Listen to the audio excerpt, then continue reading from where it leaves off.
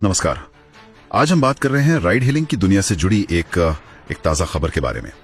रैपिडो, जो अपनी bike taxi और ऑटो सर्विस के लिए जानी जाती है, उसे केंद्रीय उपभोक्ता संरक्षण प्राधिकरण मतलब CCPA ने कुछ विज्ञापनों के लिए घेरा है। हाँ बिल्कुल, और ये मामला सिर्फ एक कंपनी और एक विज्ञापन तक ही सीमित नहीं है, ऐसा लग रहा है। ये सीधे तौर पर ग्राहक के भरोसे और ये जो ऐप आधारित सेवाएं हैं उनके वादों की सच्चाई से जुड़ा है। हाँ, तो हमारे पास जो जानकारी है उसके आधार पर हम इस पूरे मसले को थोड़ा और गहराई से समझने की कोशिश करेंगे कि आखिर हुआ क्या और इसके मायने क्या हैं। जी चलिए देखते हैं। तो कहानी कुछ यूं शुरू होती है कि रैपिडो ने एक बड़ा लुभावना विज्ञापन निकाला। उन्होंने अपनी ऑटो सर्विस के लिए गारंटीड ऑटो का वादा कर दिया। एक विज्ञापन में तो साफ लिखा था, 5 मिनट में ऑटो पाओ वरना 50 रुपए कैशबैक। सुनने में तो ये मतलब कमाल का ऑफर लगता है ना? बिल्कुल, कौन नहीं चाहेगा, खासकर तब जब ऑटो मिलना कई बार कितना मुश्किल हो जाता है शहरों में। सही कहा। ये सीधे ग्राहक की एक बड़ी जरूरत को टारगेट करता है, मतलब समय पर और भरोसेमंद ट्रांसपोर्ट। हाँ, लेकिन यहीं पर पेंच फंसा। कई ग्राहकों ने शिकायत करना शुरू कर दिया। अच्छा, क्या शिकायतें थी? शिकायतें यही थी कि उन्हें ना तो 5 मिनट में ऑटो मिला और न ही कोई कैशबैक। मतलब जो वादा था वो एक तरह से हवाई निकला। ओहो, तो फिर? और यहीं से CCPA यानी सेंट्रल कंज्यूमर प्रोटेक्शन अथॉरिटी वो हरकत में आई। अच्छा। जब शिकायतें बढ़ने लगी तो उन्होंने जांच शुरू की। और जांच में क्या मिला? जांच में पाया गया कि ये विज्ञापन असल में भ्रामक था, मिसलीडिंग है। यानी ये ग्राहकों को एक ऐसी चीज का यकीन दिला रहा था जो कंपनी पक्के तौर पे दे नहीं पा रही थी। भ्रामक, इसका मतलब क्या है यहाँ? मतलब सिर्फ इसलिए कि वो 5 मिनट में ऑटो नहीं दे पाए? देखिए, सिर्फ वादा पूरा न कर पाना ही भ्रामक नहीं होता है।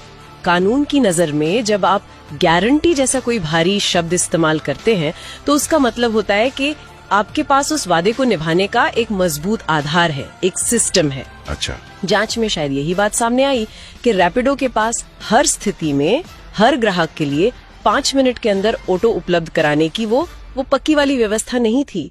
फिर भी उन्होंने इसे गारंटीड कहकर प्रचारित किया। मैं समझा। तो दिक्कत सिर्फ डिलीवरी में नहीं थी बल्कि वादा करने के तरीके में ही थी। हाँ, कुछ हद तक कह सकते हैं। देखिए, ये जो राइड हेलिंग का पूरा मॉडल है ये बहुत डायनामिक होता है ना?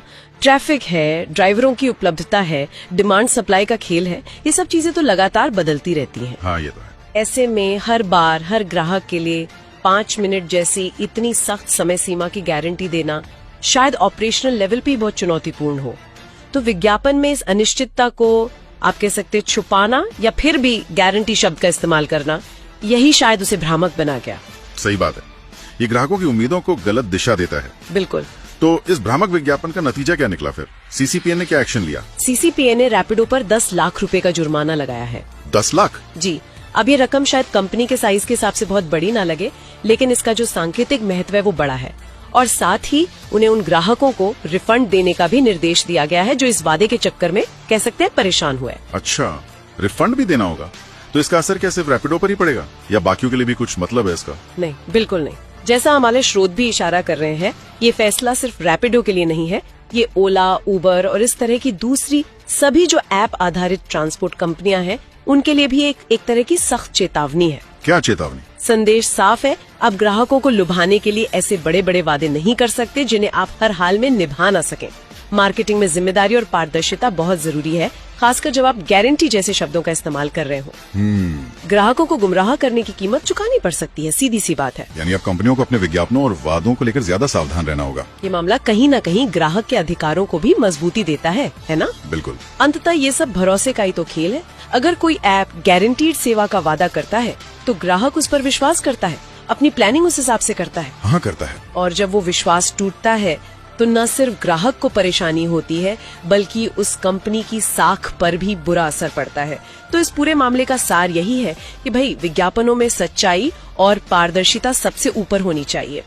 CCPA की ये कार्रवाई निश्चित रूप से इंडस्ट्री में एक नजीर पेश करेगी, एक स्टैंडर्ड सेट करेगी शायद। उम्मीद तो यही है। चलिए, आज की ये बातचीत यहीं समाप्त करते हैं, लेकिन एक सवाल जो इन स्रोतों से भी उभर कर आता है वो सोचने लायक है। हाँ, बताइए। क्या इन बड़ी ऐप आधारित कंपनियों के काम करने का जो तरीका है, जो उनका एल्गोरिदम है, उसमें ही कुछ ऐसा है जो जाने अनजाने ग्राहकों और ड्राइवरों दोनों को ही कभी कभी एक भ्रम या अनिश्चितता की स्थिति में रखता है? इस पर विचार करने के लिए छोड़ दें।